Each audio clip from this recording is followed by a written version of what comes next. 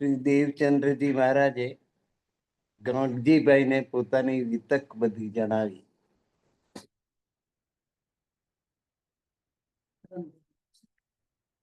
ગાંધીભાઈ અને દેવચંદ્રજી બંને શ્રીમદ ભાગવતની કથા સાથે બેસીને સાંભળતા, એટલે એમની સારી ઓળખાણ પાખણ થયેલી, વાતચીત કરવાનો સારો સંબંધ હતો. એટલે એમણે પોતાની હકીકત બધી જણાવી. સંવત 1638 ફૂટ 14 મંગળવાર એ દિવસે લતુ મહેતા અને કુંવરબાઈ અંદર કોઈક દિવ્ય તેજ પુંજનો પ્રવેશ થયો. પોષ સુદ 14 અને આસો સુદ 14 ગુરુવારે મધરાત પછી ધનશ્રી દેવચંદ્રજીનું પ્રાકટ્ય થયું. સ્થળ હતું મારવાડનું ઉમરકોટ.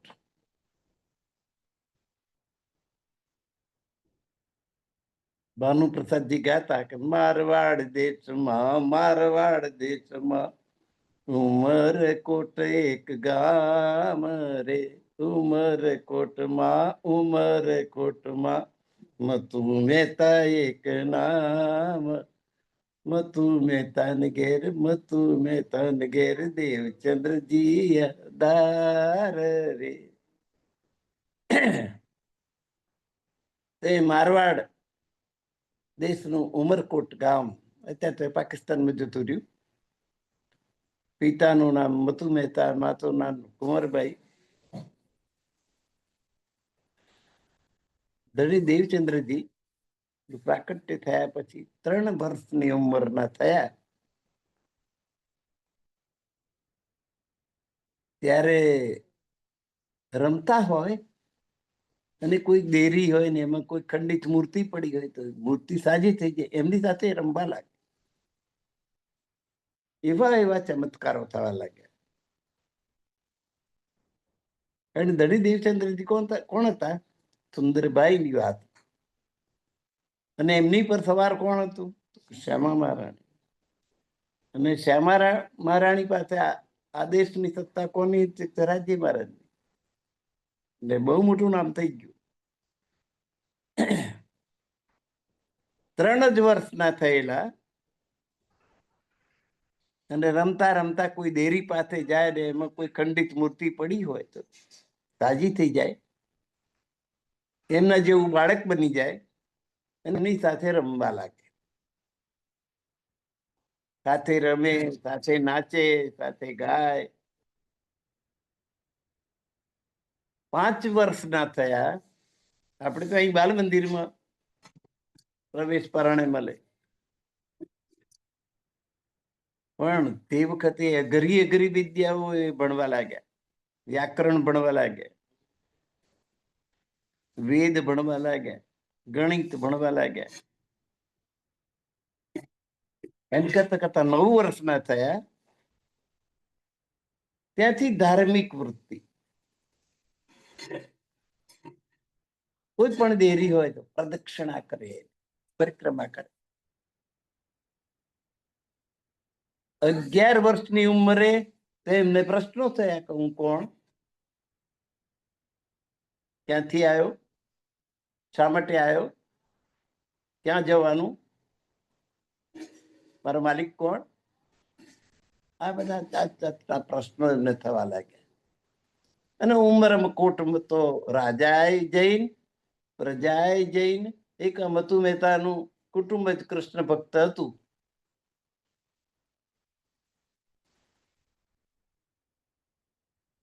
એટલે 11 વર્ષની ઉંમરે એમણે ઘર છોડી દીધું, ગૃહ ત્યાગ કરી દીધું. કઈ ચાલ્યા. એક વખત એમના પિતાજી મતુ મહેતા ઘોડાનો વેપાર કરતા, એમની સાથે કચ્છ ભુજ ગયેલા. ત્યાં બહુ સંન્યાસીઓને બધા મંદિરો, આવું બહુ હતું. એટલે મને મારા પ્રશ્નનો જવાબ કદાચ ત્યાં મળશે. પણ ઘરવાળા પુત્ર મોહ એટલો બધો એમને જવા દે, જાણતા હતા કે મને નહીં જવા દે. અને મારે આ પિતાજી સાથે જ્યાં ગયો હતો ત્યાં બહુ દેવળો હતા, બહુ મંદિરો હતા, બહુ ભગવા કપડા વાળા, જાત જાતના સંન્યાસીઓ હતા. મારા પ્રશ્નોનો જવાબ કદાચ ત્યાં મળશે. એટલે કોઈને કશું જણાયા સિવાય પોતાની સાથે થોડીક ગર્વખરી, ખાવા પીવાનું, દાળ ચોખા વગેરે સીધું સામાન લીધો, પહેરવાના કપડા લીધા, ઘરમાં કોઈને ખબર ના પડે એમ છાની માની તૈયારી કરી અને પરમાત્માની શોધમાં એ ઉમરકોટ થી જ રાજાનું એક ખાડું જતું હતું કચ્છ ભુજમાં. એના મુખિયાજી હતા ભગવાનદાસ કાયસ્થ. ખાડું એટલે પહેલા તલવાર મોકલતા, એની સાથે કન્યા પરણીને આવે સાત્રીમન, પછી વિધિવત લગ્ન થાય, આવો રિવાજ. એટલે ત્યાંના રાજાનું ખાડું જતું હતું કચ્છ ભુજમાં. એ ભગવાનદાસ પાસે ગયા, મને મારો સંગાત કરશો? ભગવાનદાસ કાયસ્થ, દેવચંદ્રજી પણ કાયસ્થ, રીતે જ્ઞાતિનો સંબંધ. ભગવાનદાસે કહ્યું, તારી પાસે શું છે બેસવા માટે? સવારી ઊંટ છે, રેતીનું રણ રસ્તામાં, કચ્છનું રણ. એ રણમાં બીજી કોઈ સવારી ચાલે નહીં. આજની માફક તે વખત મોટર ગાડીઓ, સડકો હતી નહીં. એકલ દોકલ થી જવાય નહીં, ચોરોની બીક, લૂંટી લે, મારી નાખે, બધું થાય.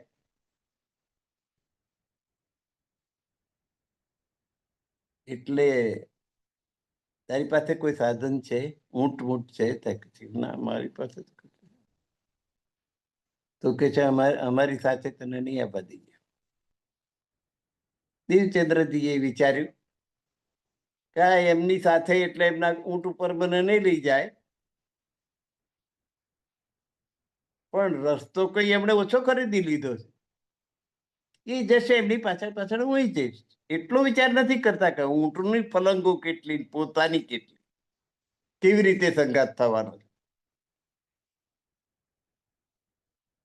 પણ એમને તો આ પોતાના પ્રશ્નનો જવાબ મેળવવા માટેની ગરજ, એટલે ગરજવાનને અક્કલ ના હોય, તો એવી કોઈ બુદ્ધિ ધણી દેવચંદ્રજીએ ચલાવી નહીં. અને પેલો ભગવાનદાસ રસાલાની પાછળ જવું,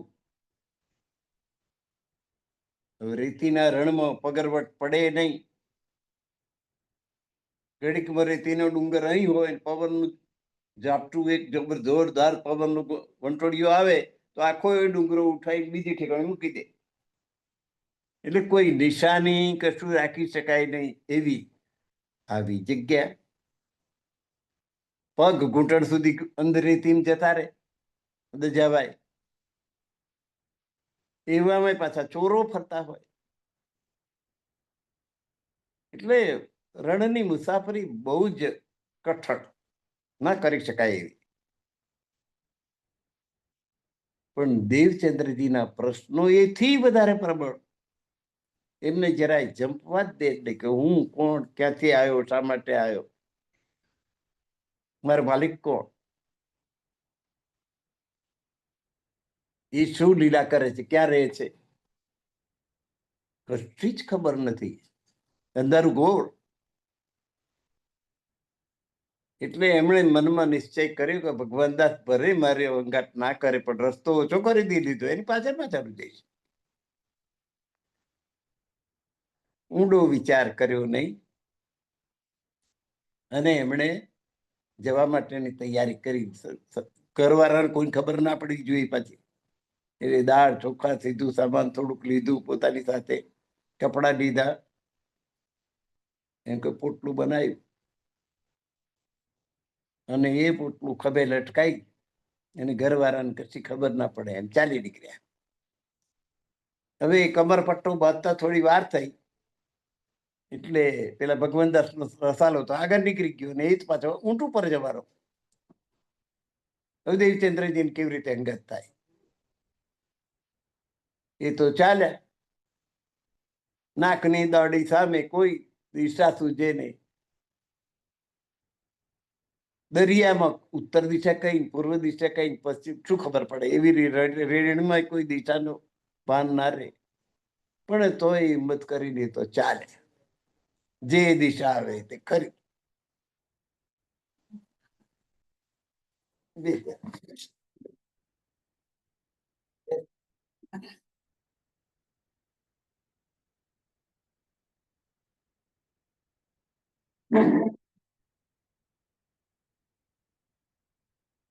એમ ચાલતા ચાલતા જે મનમાં ધારણા હતી એ પ્રમાણે જ થયું.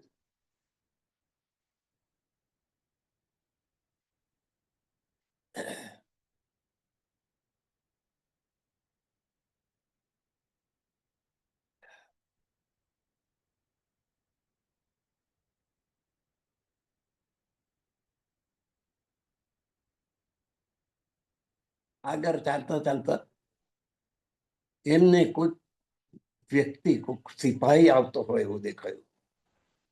રેતીના રણમાં થાકીને લોથ થઈ ગયેલા, આ પગની જંગો બધી ભરાઈ ગયેલી, અને આવનારો હાથમાં બરછી, દાઢી વધેલી, કમરે તલવાર ને કટાર, સિપાહીનો વેશ લઈને સામે આવ્યો. હવે દેવચંદ્રજી શું કરે કે આ જરૂર મને મારશે, મારી નાખશે. ગભરાયા. એટલામાં તે નજીક આવી ગયું. આવીને કહ્યું, પછેડી છોડ. કમર હતી પછેડી પાથરી દે, પછી સુઈ જા. એક પછી એક હુકમ જ આપવા માંડે. પછી એક પગની જાંઘ ઉપર પગ મૂક્યો, થોડોક દબાયો એટલે એનું દર્દ ઓછું થયું. પછી કે છે આ પગે દુખે છે. એ પગે બીજી વખત પાછો પગ મૂક્યો, થોડોક દબાયો, એનું દુઃખ ઓછું થઈ ગયું. પછી તારી પોટલી મને આપી દે. એટલે કે ચોર લઈ તો આ પોટલી એ લઈ લીધી ને બધું એ લઈ લીધું. હવે મને મારશે તો નહીં એટલું નક્કી થઈ ગયું, પણ મને ગુલામ બનાવશે આવી એ ધારણા, એવી બીક મનમાં. અને એ બે જણ ચાલ્યા. એમને પોટલું આગળ વાળાએ લઈ લીધું, દાઢી વાળાએ. અને એમ કરતા થોડીક વાર થઈ અને પેલો ભગવાન દાસ નો રસાલો જઈને જ્યાં પડાવ નાખેલો એ જગ્યા આવી ગઈ. ત્યાં જઈને કહ્યું, જો આ તારો રસાલો ભગવાન દાસ કાયસ્થ નો, જેની સાથે તારે જવું હતું ને એ આવી ગયું. જા. એટલે એ ગયા. ભગવાન દાસ નો રસાલો તો આશ્ચર્યચકિત થયું કે કેવી રીતે આવ્યો? કે વંટોરીઓ આવે એમ કેવી રીતે? આવો અમારી સાથે ભોજન કરો. કે હું તો સ્વયં પાકી છું, કોઈનું બનાવેલું ખાતો પીતો નથી. તો પછી જાતે બનાવો. તો અમારું સીધું લો, સીધું તો અમે આપીએ, તમે બનાવો. દેવચંદ્રજી કે છે કે ના, હું લઈને આવ્યો છું. તો કે છે એવું નહીં, એ તો અમારી મહેમાન ગતિ લાજે, તમે અમારા મહેમાન કહેવાઓ, એટલે અમારું સીધું તો લેવું જ પડશે. સીધું લીધું, રસોઈ બનાવી. હવે થાળ કોને ધરાવવો? પેલો સિપાહી વેશે જે આવેલા દાઢીવાળા, બરછીવાળા હાથમાં, એ તારો રસાલો એમ કહ્યું પાછળ જોયું તો કોઈ ના મળે. રેતીનું રણ માઇલો સુધી વ્યક્તિ હોય તો દેખાય, પણ આ ના દેખાય એટલે સમજી ગયા કે આજ મારો ધણી મને બચાવનાર. એ સ્વરૂપનું ધ્યાન કરી અને થાળ ધરાવ્યો ને પછી રસાલા સાથે કચ્છ ભુજ પહોંચ્યા.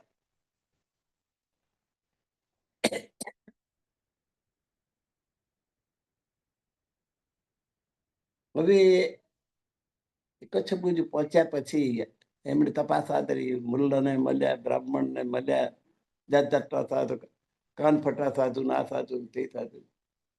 કોઈ દત્તને બતાવે, કોઈ કાને બતાવે, કોઈ પરમાત્મા વિશે સાચી માહિતી આપી શક્યું નહીં.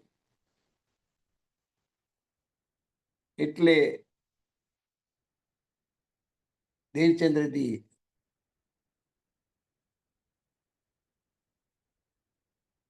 આ ગાંધીભાઈને પોતાની વિતક જણાવી રહ્યા છે કે આવું મારે બન્યું.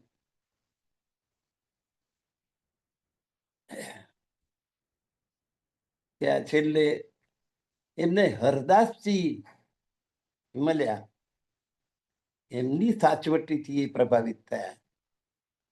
શિયાળામાં શિયાળા પ્રમાણે ભગવાનના કપડા ધરાવવા, ઉનાળામાં ઉનાળા પ્રમાણે સેવા કરવી, નાહી ધોઈ પવિત્ર થઈને. એટલે એ ત્યાં આગળ કચ્છમાં આ હવે પેલા માતા પિતા મધુ મહેતા અને કુંવરબાઈ કે આ દેવચંદ્ર જતો રહ્યો છે, એને શોધતા શોધતા એમની પાસે આવી ગયા કચ્છ ભુજમાં, એને એમની સાથે આવીને રહેવા લાગ્યા. હવે હરદાસજીની સેવા કરે, પ્રદક્ષિણા કરે.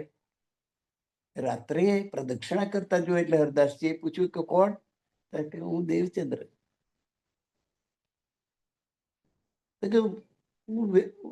હું જાણું સવાર થઈ ગયું છે એમ. બીજે દાડે ફરી પકડાયા પ્રદક્ષિણા કરતા કરતા. એટલે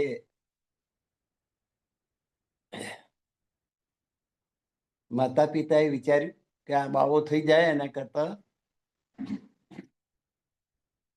મારે એને કંઈક સંસારમાં નાખી દેવો જોઈએ. આ બાજુ હરદાસજી વિચાર્યું કે રોજ રાતે પ્રદક્ષિણા કરે છે, એના કરતા એને એક મૂર્તિ આપી દઉં તો એની ઘેર એ પૂજા કરે.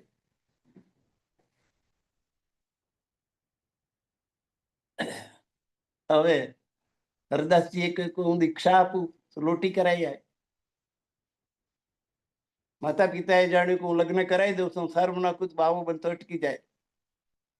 બંને એક જ દિવસ કે મારે તો જેમ જોડે લગ્ન કરવાનું હતું પરમાત્મા સાથે થઈ ગયું. લીલબાઈ નામની કન્યા સાથે એમનું લગ્ન માતા પિતાએ કરાવી દીધું. 20 વર્ષની ઉંમર તે વખતે. હવે દેવચંદ્રની પ્રદક્ષિણા કરે છે એટલે હરદાસજી વિચાર કર્યો કે બાલ મુકુદની મૂર્તિ આપી દઉં તો બાલ મુકુદની મૂર્તિ અદ્રશ્ય થઈ ગઈ. હવે શું થયું? હરદાસજી તો ઉપવાસ પર ઉતરી ગયા. દેવચંદ્રજી આયા, એમણે પણ ઉપવાસ ચાલુ કરી દીધો. જે કઈ ભગવાન માટે થાળ કરે તે બાળકોને જમાડી દે અને 2 જણ ઉપવાસ કરે. પછી વાલ મુકુંદજીએ સ્વપ્નમાં આવીને એમને જણાવ્યું કે આ દેવચંદ્રજીની સેવા હું સહન કરી શકું એમ નથી. આ દેવચંદ્રજી છે ને એ રાધિકા સ્વરૂપ છે અને હું કૃષ્ણજીનું બાળ સ્વરૂપ છું. એ કિશોર સ્વરૂપ છે. એ શ્યામાજીનો અવતાર છે. એ મારી સેવા કરે એ બરાબર નથી. એટલે બહુ જ પ્રયત્ન કરે તો તમે વાઘા વસ્ત્રની સેવા આપી દેજો.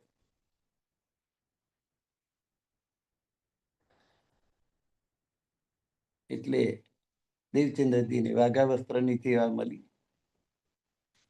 એની ખૂબ પ્રેમથી સેવા કરવા લાગ્યા. હવે કૃષ્ણજીનું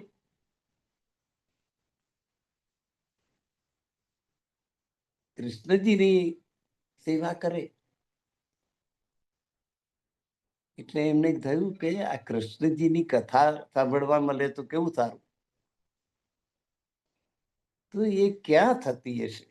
એમને સમાચાર મળ્યા કે જામનગરમાં જાઓ તો ભાગવતની કથા થાય, એમાં કૃષ્ણજીની કથા આવે. 26 વર્ષની ઉંમર એમની થઈ ગઈ. ત્યાંથી એમણે જામનગર પ્રસ્થાન કર્યું. જામનગરમાં કાયસ્થની વસ્તી, એટલે સગાવાલાની, એટલે રહેવાનું વ્યવસ્થા થઈ ગઈ એમને. અને 14 વર્ષ સુધી નિષ્ઠાબંધ શ્રીમદ ભાગવતની કથા સાંભળી. નિષ્ઠાબંધ એટલે જો એકાદ શ્લોક ભટ્ટજીએ ચલાવી દીધો હોય અને એ મોડા પડ્યા હોય તો ભટ્ટજીની ઘેર જાય, ભાગવત કઢાવે, શ્લોક કઢાવે અને ફરીથી એ સાંભળી લે. એટલે ભટ્ટજી સમજી ગયા કે આ શ્રોતા કંઈક જુદી જ જાતનો છે, એ કઈ અક્ષર છૂટવો ના જોઈએ. નિષ્ઠાબંધ એને કહેવાય. નિષ્ઠાબંધ 14 વર્ષ સુધી શ્રીમદ ભાગવતની કથા એમણે સાંભળી, ધણીદેવચંદ્ર.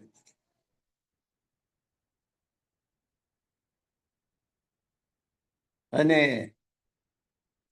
એ કથા સાંભળતા સાંભળતા એક દિવસ એ ધ્યાનસ્થ થઈ ગયા, સમાધિ લાગી ગઈ.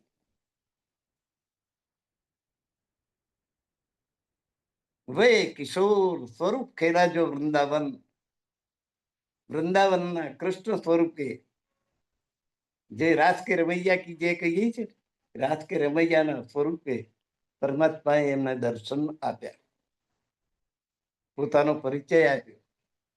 અને જે નામ શ્રી કૃષ્ણજી. શ્રી કૃષ્ણ તો વૈકુંઠમય નામ છે, ગૌલોકમય નામ છે. તો કે છે કે અનાદિ, તો અનાદિમાં અક્ષર અનાદિ અને અક્ષરાતીત અનાદિ, તો અક્ષરાતીત. એટલે રાધિકા સ્વરૂપ શ્રી દેવચંદ્રજીએ બાકીની પૂર્તિ કરી. તો જાહિર ભયે સબ ભી વતન થઈ પરમધામ 25 પક્ષ ધ્યાનમાં આવી ગયા.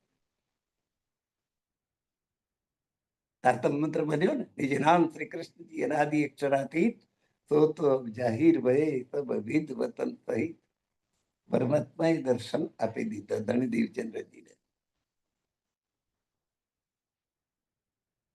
અને આ તારતમ મંત્ર ઉતર્યો ને, તારતમ જ્ઞાન પણ આવ્યું.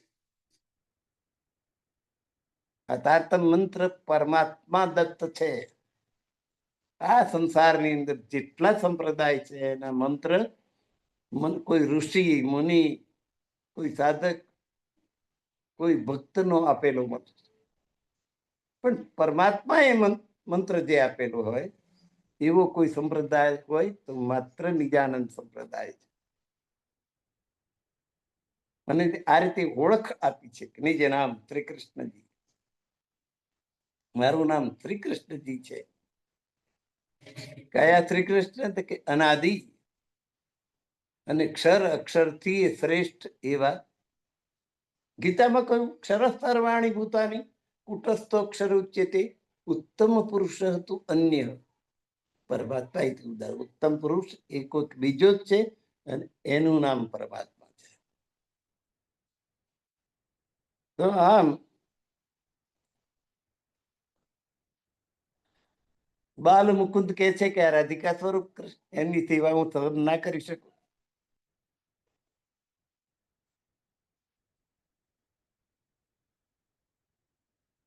ચોવીસમાં વર્ષે યમુના સ્નાન કર્યું, એમને પેલું કૃષ્ણ દર્શન થયું. અને એ ધ્યાનમાં ફરી પડ્યા, કૃષ્ણજીની સાથે ગયા છે. જણ ત્યાં બધા ગોવાળિયાઓની સાથે ઘૂઘરી બનાવવાનો પ્રોસેસ ચાલી રહ્યો છે. આ બધું બન્યા પછી એમને એમ થયું કે આ કથા મને કાયમ ક્યાં સાંભળવા મળે. તો જામનગરમાં શ્રીમદ ભાગવતની કથા તમને સાંભળવા મળે. તો 26 વર્ષના એમ કરતા કરતા થયા એને એમણે જામનગરમાં પ્રસ્થાન કર્યું.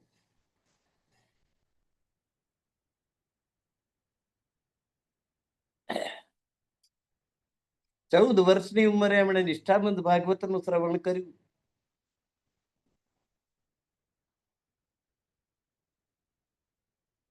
અને 26 વર્ષ પછી જામનગરમાં પ્રસ્થાન. 26 જ્યારે એમને પરમાત્માના દર્શન થયા ત્યારે એમની ઉંમર 40 વર્ષની થઈ ગયેલી હતી. 14 વર્ષ સુધી નિષ્ઠાબંધ ભાગવતનું શ્રવણ કર્યું જામનગર જઈને. અને 26મે વર્ષે ગયા તો 26 ને 14 40 વર્ષે પરમાત્માના દર્શન થયા. નિજ નામ શ્રી કૃષ્ણજી એના આદિ અક્ષરાતીત ને એમણે કહ્યું તો જાહિર ભાઈ સબ વિદવતન સહિત. તાતમ જ્ઞાન મળ્યું, પરમધામ પછી છે પક્ષનું જ્ઞાન મળ્યું. એ 35 વર્ષના થયા ત્યારે બિહારીજીનો જન્મ થયેલો. સંવત 1673 શ્રાવણ સુદનો. 38 વર્ષના થયા ત્યારે પુત્રી જમનાબાઈનો જન્મ થયેલો. સંવત 1676. એવાય 43 વર્ષના થયા ત્યારે મથુ મહેતા અને કુંવરબાઈ એક જ દિવસે એમનું ધામગમન થયું. હવે એમણે દીક્ષા ગ્રહણ કરી ત્યારે લીલબાઈ સાથે એમનું લગ્ન થયેલું. 45 વર્ષના થયા ત્યારે લીલબાઈનું ધામગમન થઈ ગયું.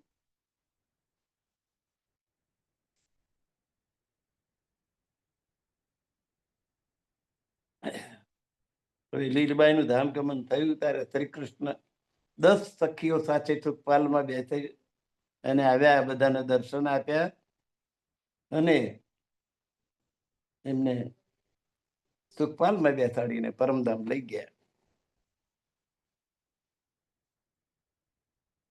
હવે ધણી દેવચંદ્રજી ગાંધીભાઈને ઘેર રહેતા હતા જામનગરમાં.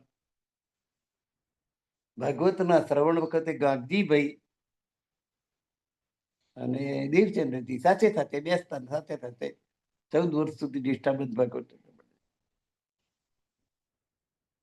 એટલે અહીં કાયસ્થનું બીજો ઘર તો નહીં, કચ્છ ભુજથી આવ્યા અને જામનગર આવીને રહ્યા. ગાંધીભાઈ ઘેર રહ્યા. હવે 48 વર્ષની ઉંમર થઈ ત્યારે ગાંધીભાઈનું ઘર છોડીને પર્ણકુટી બાંધી, ઝૂંપડી બાંધી ગામની ભાકોળી અને ત્યાં બેસીને ધર્મનો પ્રસાર કરવા લાગ્યા. ધર્મનો ઉપદેશ ચાલુ કર્યો.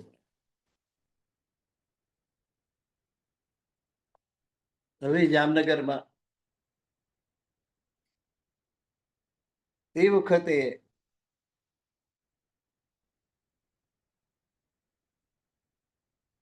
જામનગરના દીવાન તરીકે કેશવરાય ઠાકુર હતા. એમના પત્નીનું નામ ધનબાઈ હતું.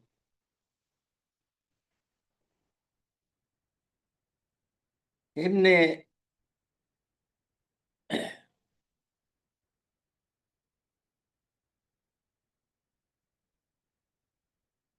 છ પુત્રો હતા.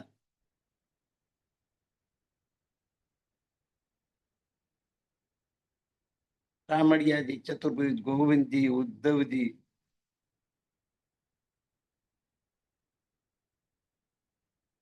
એ બધા. હવે છઠ્ઠું જે સંતાન હતું એની આગમનની તૈયારી હતી. ઉદ્ધવજી પછી સંવત 1675 1675 આશોવદ 14 પ્રથમ જામ એટલે પહેલો પૌર રવિવાર પ્રગટે ધની શ્રી ધામ. પ્રાણનાથજીનું પ્રાકટ્ય થયું, મિહિરરાજનું પ્રાકટ્ય થયું. બોલો શ્રી પ્રાણનાથ ક્યારે કી જય. બહુ સરસ ભજન છે એના માટેનું. પુરુષોત્તમ પ્રગટ્યા રે પશ્ચિમ દેશમાં, નવાનગરમાં પ્રગટ્યા નંદ કુમાર જો, કરુણા તો કીધી રે કેશવરાયની, જેનો શંકર શેષન પામે પારે જો. પુરુષોત્તમ ક્ષર અક્ષર એનાથી શ્રેષ્ઠ અક્ષરાતીત પરમાત્મા, એ પરમાત્માનો અંશ જેનામાં હતો એવા પ્રાણદાસજી પ્રગટ થયા. સાંભળને સજની રે જુગતે જનમની, જે છો ઘડીએ બ્રહ્મ તણો અવતાર જો, દેવ મળીને વૃષ્ટિ, દેવોએ પુષ્પવૃષ્ટિ કરી. મુખડું જોતા નંદીઓ નર નાર જો, પોર દિવસ ચડતા રે પીવજી પ્રગટ થયા. સંબત 1675 ની સાલ જો, ભાદરવો મહિનો ને કૃષ્ણ પક્ષમાં, ભાદરવા વદ ચતુર્દશી એટલે 14, ચતુર્દશી ને જોગ તો રવિવાર જો, રવિવારે પત્રિકા લાવ્યા રે જોશી જન્મની, જ્યોતિષીએ એની પત્રિકા બનાવી. બ્રહ્મસરી કો ભારે કોઈ અવતાર જો, આ તો સાક્ષાત પૂર્ણ બ્રહ્મ પરમાત્માનો અવતાર હોય એવા બધા ગ્રહો છે એમના. કારજ તો કરશે રે જાય, તાતમ જ્ઞાન નો પ્રચાર 18,758 ચોપાઈમાં બ્રહ્મવાણી એમણે પ્રગટ કરી ઇન્દ્રાવતી બાઈ ની વાતમાં. મહામતી સ્વામી પ્રાણનાથ બધા આખા સંસાર ભરના જીવોનો ઉદ્ધાર કરનારું તાતમ જ્ઞાન એમણે પ્રસરાવી. કારજ તો કરશે રે જા જા જીવના, આ લાલ સખીએ ગાયું છે. લાલ સખી કહે બ્રહ્મ સૃષ્ટિ પ્રતિપાળ જો, બ્રહ્મ સૃષ્ટિને પાર ઉતારનારા.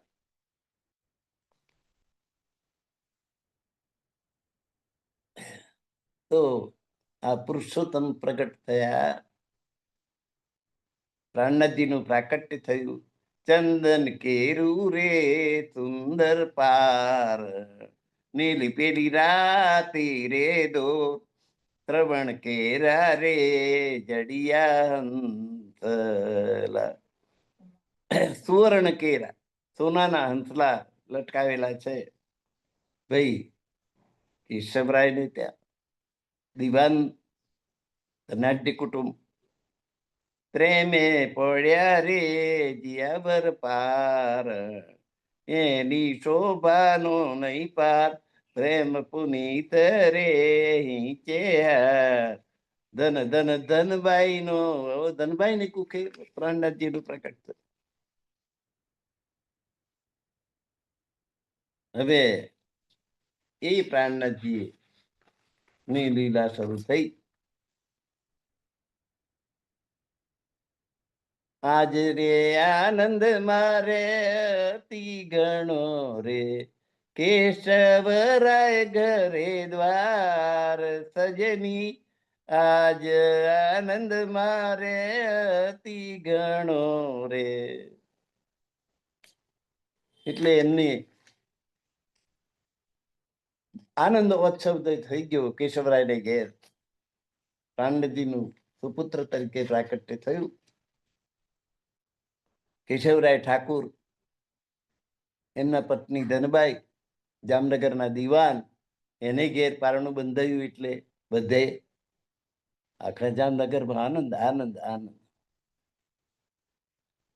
તો કેશવરાય ઠાકુરને શામળિયાજી, ચતુર્ભુજ, ગોવિંદજી, ઉદ્ધવજી, ગોવર્ધનભાઈ અને એના પછી મિહિરરાજ સ્વામી શ્રી પ્રાણનાથજી છઠ્ઠા પુત્ર તરીકે. અને પાછો બીજો એક પાલક પુત્ર ઠાકરસિંહ પણ હતો પાછળ. હવે અહીં દેવચંદ્રજી ગવગજીભાઈ ને ઘેર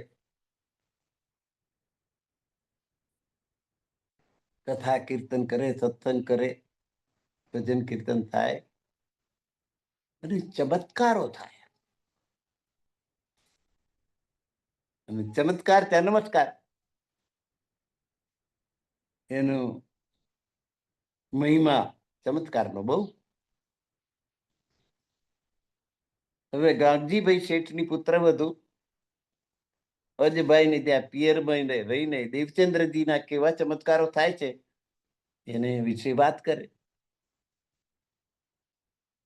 કેશવ ઠાકુરના ઘેર એમના પુત્રો આ બધી વાત સાંભળે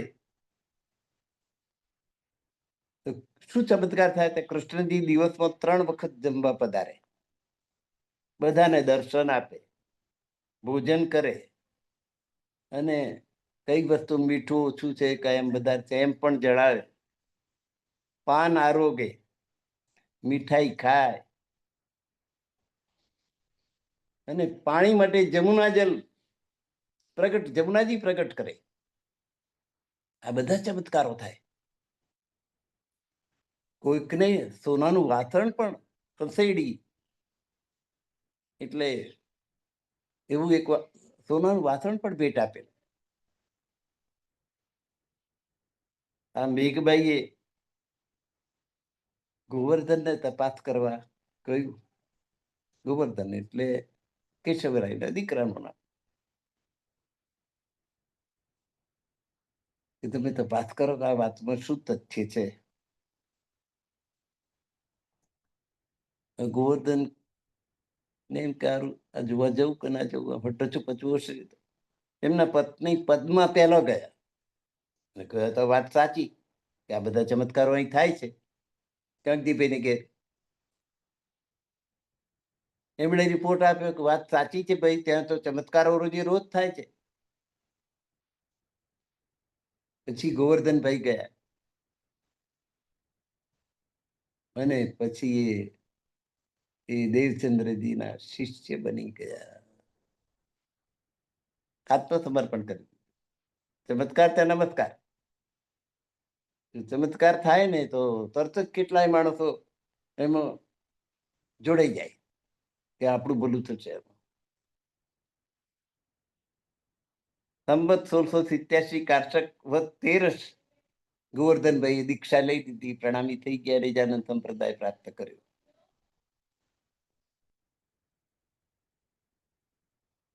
એટલે મિહિરરાજ પણ ગયા. સંવત 1687 માક્ષર સુદ 9 અને ગુરુવાર મિહિરરાજે તારતમ ગ્રહણ કર્યો.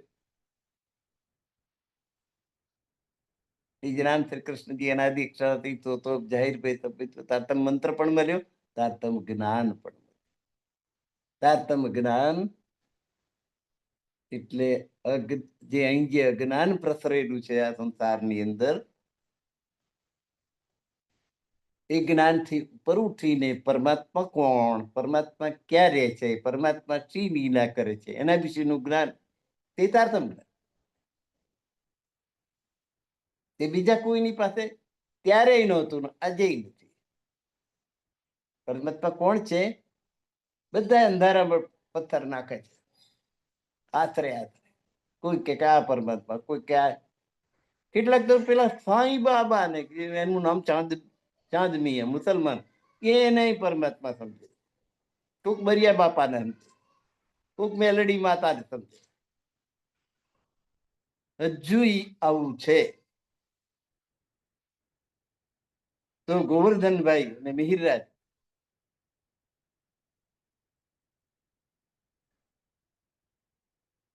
માક્ષર સુદ નામને ગુરુવારે મિહિરરાજે તારતમ ગ્રહણ કર્યું. જેવા ધણી દેવચંદ્રજીને પગે લાગ્યા એવા ખિસ્સામાંથી 69 પત્ર પડ્યા.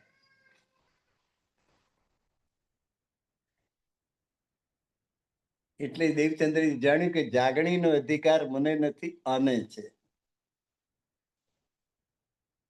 રાજજીને લખી લખીને મૂકેલા તેવા આગળ, મને જાગણી કરવાનો અધિકાર આપો, મને જાગણી કરવાનો અધિકાર આપો. જાગણી થતી નથી.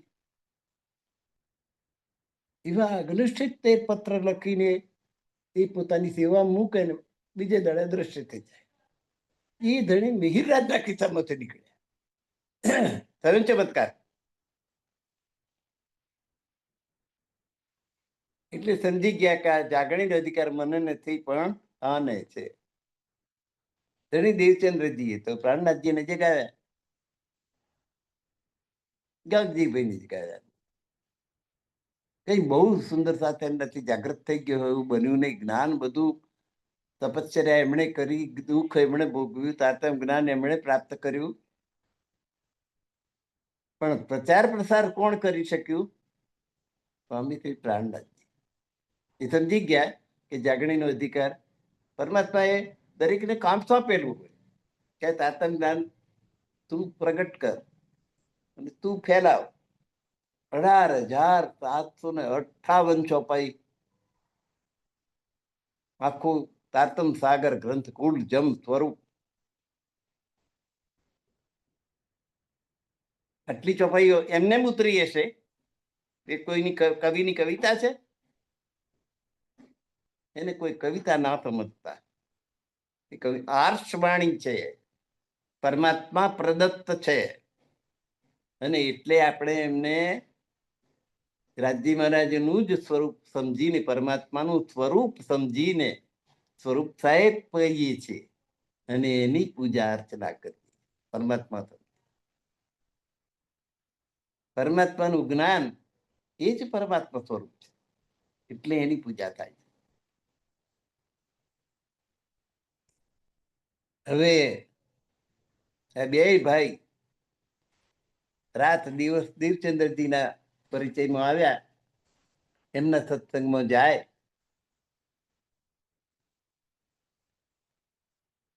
એટલે આ શામળિયાજી મોટા એ આ સત્સંગ બત્સંગમાં નહીં ગયેલા.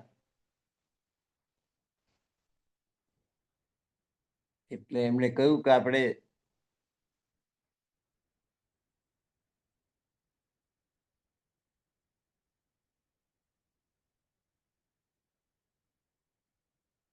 આ કામ ધંધો કશું કરતા નથી અને દેવચંદ્રજી કરીને ત્યાં જઈને બેસી રહે. આ મિહિરાજે એવું કરે છે. બે ભાઈઓ બગડ્યા છે. એ શામળિયાજીએ દેવચંદ્રજીની નિંદા કરી. સાહેબ એ દેવચંદ્ર નગર બહાર, જામનગરથી બહાર કાઢી મૂકવા જેવા. અને એ ગાંગજી એને આશરો આપે છે. ગાંગજીને ગામમાંથી બહાર કાઢી મૂકી. એટલે આ બે મિહિરરાજ અને એમના ભાઈ બે જણ તલવાર લઈને મારા ગુરુની નિંદા કરો છો? મોટા ભાઈને મારવા પાછળ પડ્યા. શામળિયાજી મોટા ભાઈ થાય, એને મારવા માટે તલવાર લઈને પાછળ પડ્યા. માતા અહીંયા જોયું કે આ બે ભાઈઓ અંદર અંદર લડે છે, તલવાર લઈને તે વચ્ચે પડે ને છોડાયા. એટલામાં કેશવરાય બાગર હતા, આયા ને એમણે જોયું કે તો અંદર અંદર ઝઘડે છે.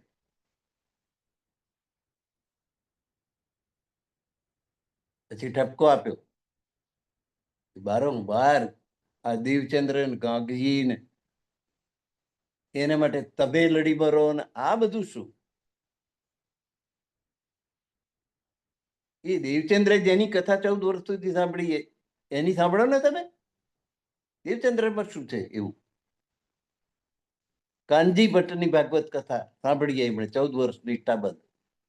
ત્યારે એનું આ જ્ઞાન થયું. તમે દેવચંદ્રના શિષ્ય સ્થાન બદલે કાનજી ભટ્ટ પાસે જાઓ, એની ભાગવત કથા સાંભળો. એટલે આ મિહિરરાજે અને એમના ભાઈએ બે જણાએ શરત કરી. શરત, અમારા પ્રશ્નનો જો ઉત્તર આપે ને, એ કાનજી ભટ્ટ જો અમારા પ્રશ્નનો જવાબ આપે તો અમે એની કથા આપીએ.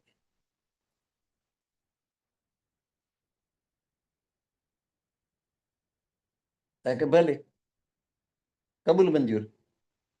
ગયા બધું લકડ ધકડ. ક્યાં ગયું? કાનજી ભટ્ટ ભાગવતની કથા કરતા હતા. પહેલો પ્રશ્ન, 3 ગુણ, 5 તત્વ અને 14 લોક. આ આખું બ્રહ્માંડ 14 લોકનું બનેલું.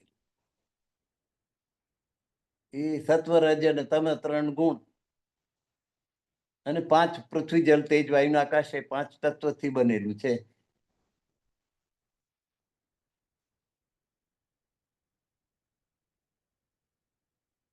તો એ આખું 14 લોકનું બ્રહ્માંડનો નાશ થઈ જાય ત્યારે પરમાત્મા ક્યાં રહે? આ પૃથ્વીનો તો નાશ થઈ જાય. પૃથ્વી, જળ, તેજ, વાયુ ને આકાશ 5 તત્વોનો નાશ થઈ જાય. 14 લોકના બ્રહ્માંડનો નાશ થઈ જવાનો. 3 ગુણનો પણ લય થઈ જવાનો, સત્વ, રજ, તમ. તો પરમાત્મા કઈ જગ્યાએ રહેશે?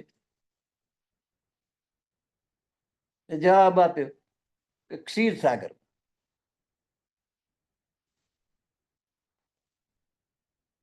એટલે મિહિરાજે કહ્યું કે ક્ષીર સાગર તો 14 લોકની અંદર છે. એટલે કાનજી ભટ્ટ બોલ્યા કે આ પ્રશ્નનો જવાબ તો બ્રહ્માજીથી આપી શકાય એમ નથી.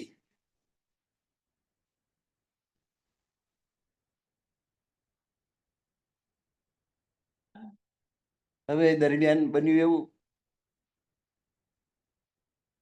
કે મિહિરરાજ એના જોડીદાર હતા ગોવર્ધનભાઈ. આ 2 જણ એ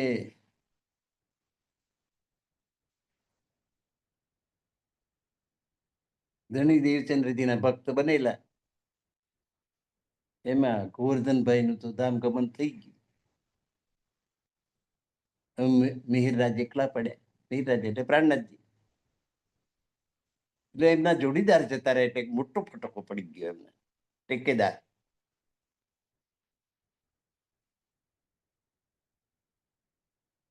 હવે મિહિરરાજ રહ્યા એને એમ થાય કે દેવચંદ્રજી પરમધામને સાક્ષાત જોઈને વર્ણન કરે છે, પછી મને કેમ ના થાય?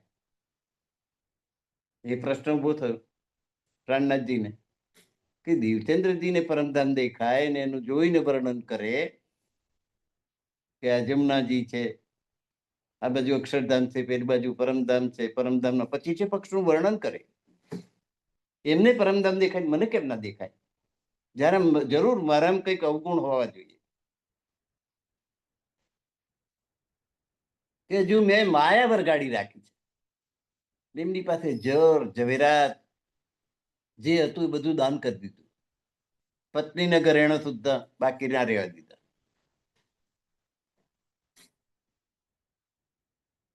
તો કઈ ફેર પડ્યો નહીં. ખોરાક ઘટાડવા પાડ્યા. ત્યાં હું ખાઉં છું ને એ માયા જ છે. ખોરાક ઘટાડતા ગયા. છેલ્લે 20 ગ્રામ જેટલો જ ખોરાક લેતા.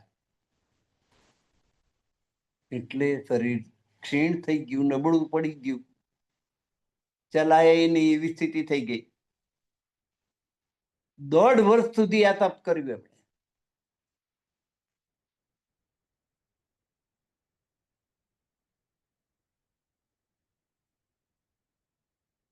વાલબાઈ હતા, વાલબાઈ. એમણે જોયું કે એક તો પેલો ગુજરી ગયો ને આ બીજો જવા બેઠો છે. આ દેવચંદ્ર ને રવાડે ચડીને આ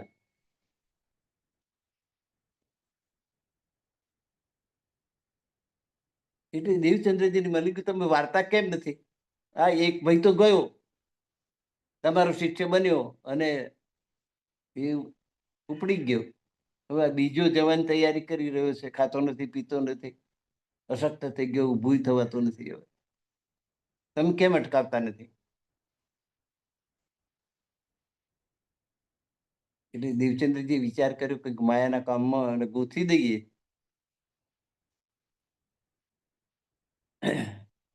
તો અરબસ્તાનમાં ગાંધીજીનો ભાઈ હતો ખેતાભાઈ નામનો,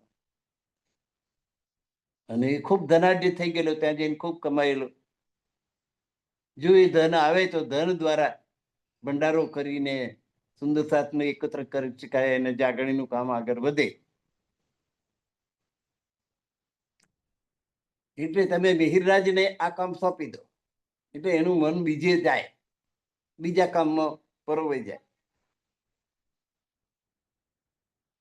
તો ખેતાનું ધન લાવવાનું કામ કરી સોંપી પાલભાઈના કહેવાથી ધણી દેવચંદ્રજીએ, અને ખેતાનું ધન લાવવા માટે અરબસ્તાન એમને મોકલી દીધા. એટલે મહામતી શ્રી પ્રાણનાથજી મિહિરરાજ અરબસ્તાન ગયા. ખેતાનું એ તો ખૂબ ધનાઢ્ય, તો કરોડપતિ, એનું ધન જો અહીં આવે તો એનાથી ધર્મનો પ્રચાર પ્રસાર કરી શકાય. પૈસા વગર તો કશું કેવી રીતે બને? તો આજની કથાને આપણે અહીં વિરામ આપીએ છીએ. ભલે ખેતાનું ધન એકત્રિત કરીને લાવવાનો પ્રયત્ન કરે. આગળની કથા હવે આવતીકાલે ચાલશે. તો આજે કથાને વિરામ આપીએ છીએ. સર્વ સુંદર સાથના ચરણોમાં મારા કોટાન કોટી પ્રણામ. પ્રણામ સુંદર સાથજી.